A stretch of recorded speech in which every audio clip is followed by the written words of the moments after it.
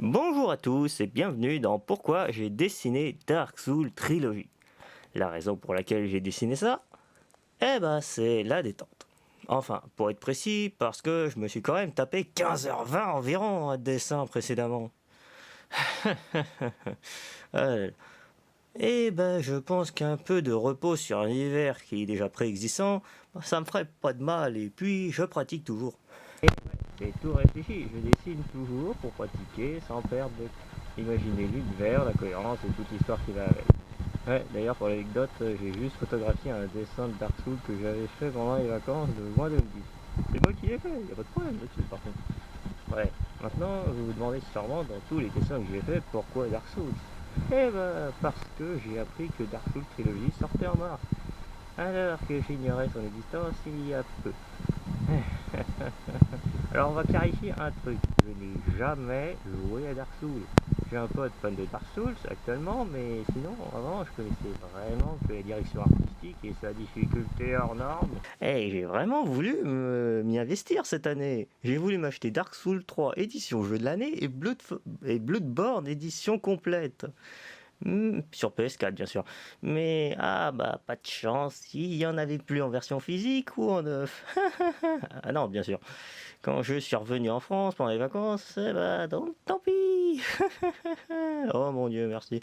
Bref, et ceux qui me disent d'acheter en virtuel ou une version PC, mon PC ne ressemblerait plus à un Bonfire si je le faisais tourner dessus.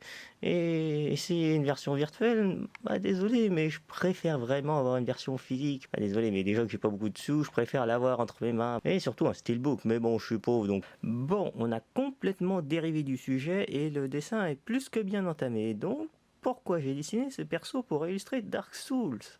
Eh bien, parce que le format papier, même si je dessine clairement plus vite le problème c'est que c'est limité dans son format cahier. Du coup, pas de folle fresque incroyable avec.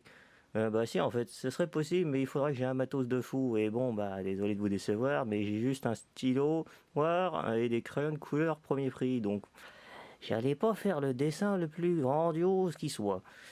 Mais bon, il fallait quelque chose qui puisse montrer la richesse et les détails de l'univers avec des personnages qui en imposent, avec les moyens que j'avais.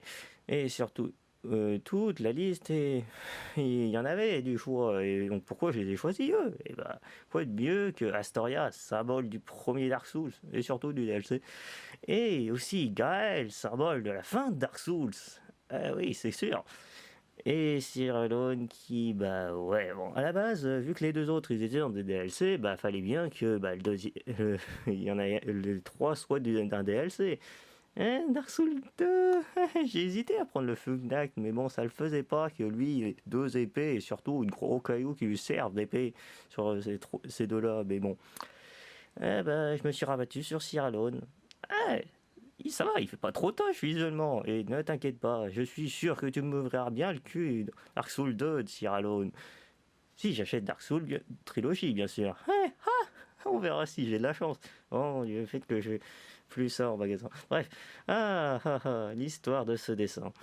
Ok, pour être honnête, Dark Souls ne résonne pas comme tellement comme un synonyme de masochisme ou d'autres termes moins sympas, mais bon, je le juge plus en termes de lore et de direction artistique, qui, admettons-le, actuellement, je peux pas dire que c'est pas un bonbon pour les yeux, les oreilles et la réflexion.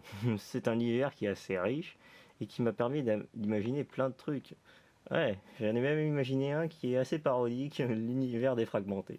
Ouais, bon, j'admets que sur beaucoup de points, on pourrait dire que c'est similaire, mais bon, j'essaye de me détacher du modèle que j'ai admiré. Il faut dire que Dark Fantasy, pour moi, ça me rapproche plus de Bloodborne et de Dark Souls que de Lovecraft et de Berserk.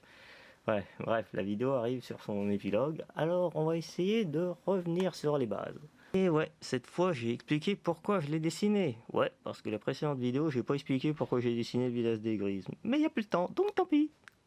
Wow, attends, le discours de fin. Et pour une fois que je redeviens plus actif régulièrement sur cette chaîne, bon, alors, on va commencer par simple. Du coup, si le concept de vidéo, si vous intéresse, pour moi, pas du tout, vous pouvez vous abonner. J'ai un DeviantArt où je poste les concept art en avance, histoire de ne pas avoir à patienter pour voir les dessins. J'ai aussi un ArtStation que je devrais bientôt faire revenir d'entre les morts. Et en parlant de ça, le prochain concept art sera pas loin du sujet. Si vous voulez voir ce que c'est, allez le voir. C'est dans la description. Allez, bye!